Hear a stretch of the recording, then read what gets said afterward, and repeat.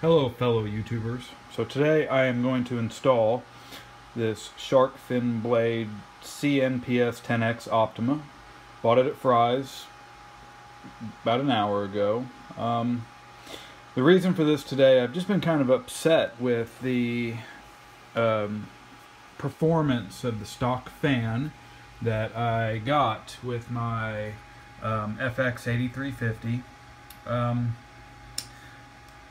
Originally, when I built the gaming rig, I bought a fan like this one, but it didn't quite fit in the case. So, you know, me being an impatient man I wanted something going immediately. So, put the stock fan on, and haven't been really too fond of it. Just basically the noise.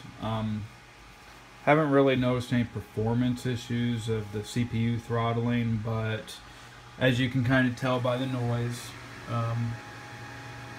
it is kind of loud. I have installed 5 other fans on the case here, but I've stopped all those just to make sure it is the CPU fan. And let me crack this open real quick, show you guys what I'm talking about. The CPU fan is just loud, and as you can tell, I mean, pretty noisy in there. So I haven't been really happy with it. It's starting to idle down now, but give you guys a little glimpse of what I got going. So normally I do virtualization. So I've got Netflix going on a Hyper-V. Windows 8. My daughter likes to play Minecraft, so I got a Minecraft game running barely back here, but I installed this speed fan not too long ago, and let me just show you guys. So right now it says my core is running at 61, temp 1 at 64, so a little hot, a little hotter than normal, a little hotter than I would like, I guess. So our mission today is to cool this down while quietening the system. So what we'll be putting in is the CNPS10X. Okay, so removal of the stock 8350 fan. Pop the lock. I always find it easier to slide this side over. Okay. Pull straight up. Careful not to touch anything else. And we are going to try to pull this up. And there we go. So the stock fan of the 8350 and heatsink removed. Alright guys, so the next step I ran into was prepping the assembly before we install it. A couple minor things we just got to do. Loosen these 4 bolts. Slide in these clips. These are the longer ones that were in the package compared to that one. Instruction manual said use these for the AMD. So we did that already. We got that all prepped, and want to bore you guys with the boring stuff. Went ahead and prepped this. This plate. We just had to put the bolts in the right place along with the little keepers, I guess. 2-sided tape, and then the pad.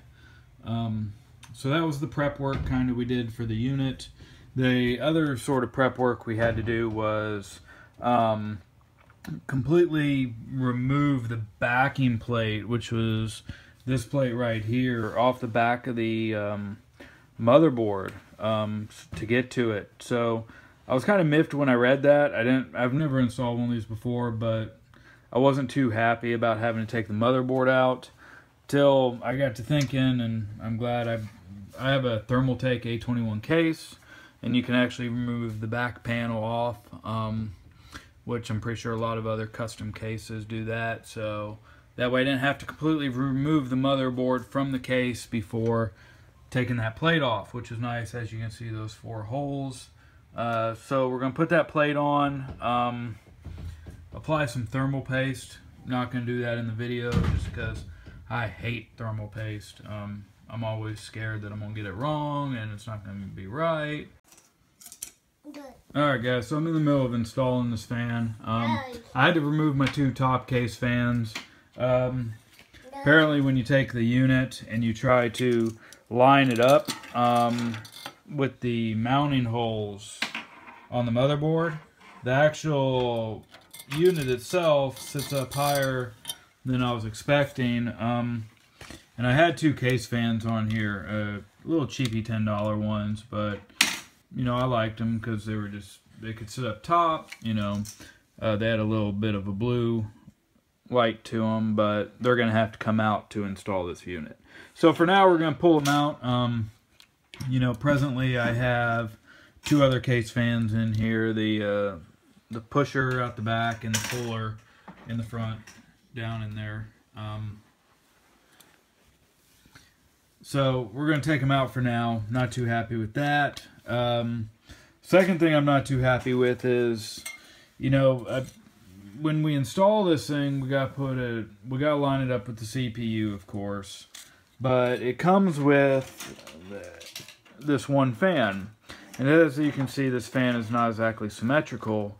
So it can either go on one side or the other, but it's got to always be pushing through the heatsink. So it can never actually be a puller fan. It's always got to be a pusher, no matter which way you push it or put it. So as you can see by my case setup, I obviously want the airflow to go that way. So through the CPU, or excuse me, over the memory, through the CPU, to the back fan where it can be exhausted. With this fan, that's obviously, the only way that's going to happen is if I put it on this side. Well, if I put it on this side, it actually, I tried to install it, and it covers up that first memory slot, which is not that big of a deal now, because I have no memory stick there. But if I wanted to ever upgrade to 32 gigs for some reason, for some unknown reason, that's not possible with this stock fan that came in the box. Not stock fan, but sorry, supplied fan. So, alright guys, so I got the unit installed. Looks pretty clean. I like it. Pretty quiet. We're going to go ahead. I just did a stress test. Kind of ran it to make sure I could do it one clean swoop. So we're using a program called Prime 95 now.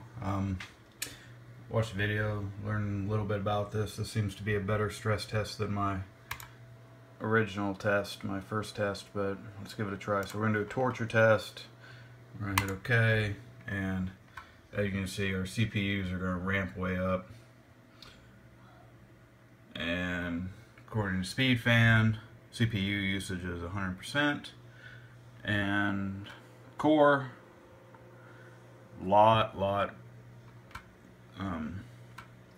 lower temperature, CPU or temp 1, lot lower. So fan seems to be working a lot better. Let's let it do this for just a couple minutes, see where it stabilizes. And as you can hear, what I'm happiest about is it's so much quieter. It's so quiet. Ooh.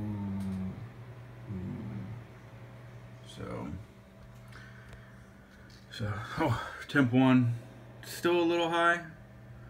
Core, reading good though. So, I would definitely say that this is a winner. Let me grab the box here, sorry. So, just to recap, this is the CNPS10X Optima. Bought it at Fry's. Replaced the stock fan on the FX-8350 because it was just too loud and not seeming to cool enough. Thanks guys.